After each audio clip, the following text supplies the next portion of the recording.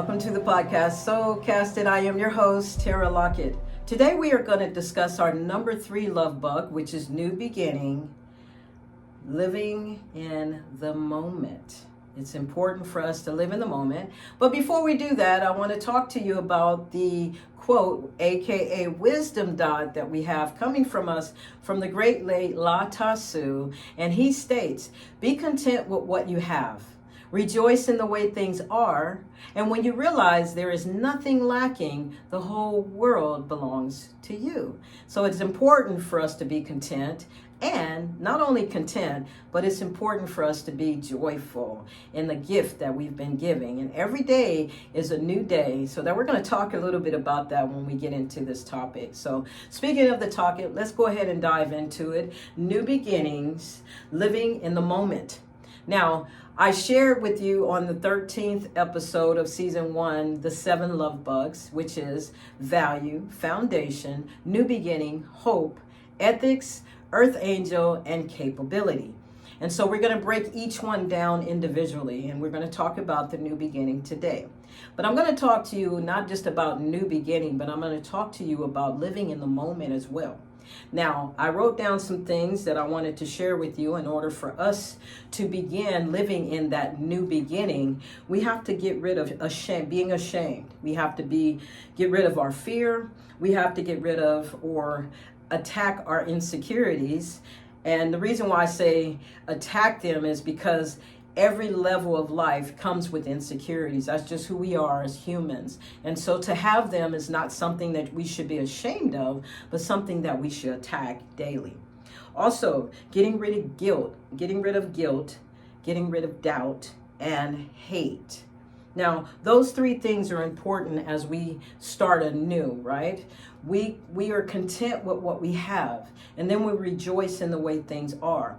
And those are part of the things that we have to, consider in our pathway each day, because that's something that we deal with on a daily basis. Now, new beginnings. The reason why this is my 3rd love bug is because I had the opportunity to meet a lady by the name of Miss Bradford, and she got the love bug called new beginnings. And the reason why she got this love bug, this particular love bug, is because at the age of 8, when I experienced my trauma, I was rushed immediately to her home. Now, the connection that she had with my family was she was 2 of my siblings' foster mothers. She was the foster mother of 2 of them. And my mother took me from our home to her home. Now, the new beginning part comes in where I went from an extremely, extremely toxic household to a functioning household. Now, keep in mind, I didn't say a perfect household. I said a functioning household. And coming from toxicity to functioning helped my brain understand that although this traumatic event happened to me, this is not how life is for everything and everyone and everywhere. And so in that position, I had to learn how to adapt. I had to learn how to adjust, and I had to learn how to accept where I was. And it wasn't difficult because where I stood was in a much safer place. Where I stood was in a place that built a foundation of family. Now, note what I said earlier, it wasn't perfect, but it was a much better stability than what I had just come from and what I had just experienced. And so that's the reason why I gave Miss Bradford the love bug, new beginning, because as an 8-year-old with the type of trauma that I experienced, it was difficult for me to process a lot of things. I was stuck in the things that I read off to you earlier. I was stuck in shame and fear, insecure, guilt and doubt, and then hate began to take its course and seeds in my heart. And so we can't have that when we're trying to evolve and grow.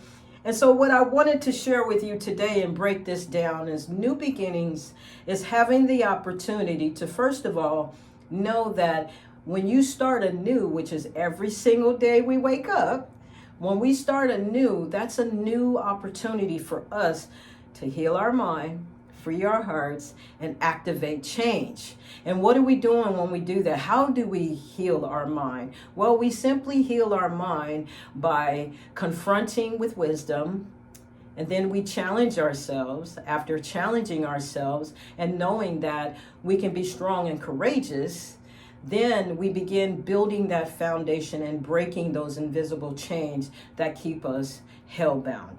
Okay? And so it is up for us to make that challenge. It's up for us to put that challenge to practice and overcome the thing that's meant to break us, and show that when it comes to our way, what I've understood is, most people say, and I know you've all heard it before, God's not going to put more on you than you can bear, right? And so taking that as an honor, we as a nation with our unhealed mind, we have to take that as an honor, especially in 2025.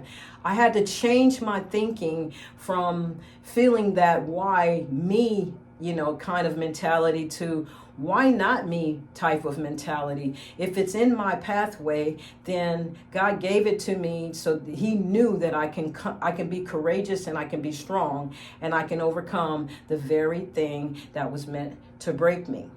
Now, new beginning comes with a couple of things. First of all, when you try something new, think about it. Think about riding a bike, a skateboard, or skates even. I'll use skates because bikes are very common. Now, with skates, you have to learn to balance. You have to know that you are in control. Technically, when you first start skating, it's a woo and a whoa. But once you gain control of your body and then the ability to balance, then you go, oh, I'm in control. I can move my feet. I can do this. I can have myself stand up. I can do all these things on my own. That's kind of like what new beginning is. And we cannot be hard on ourselves. That's the beginning of our healing process, is not blaming ourselves or anyone else, but having the ability to have wisdom and understanding, because wisdom builds our house and understanding establishes our house. And this is our house.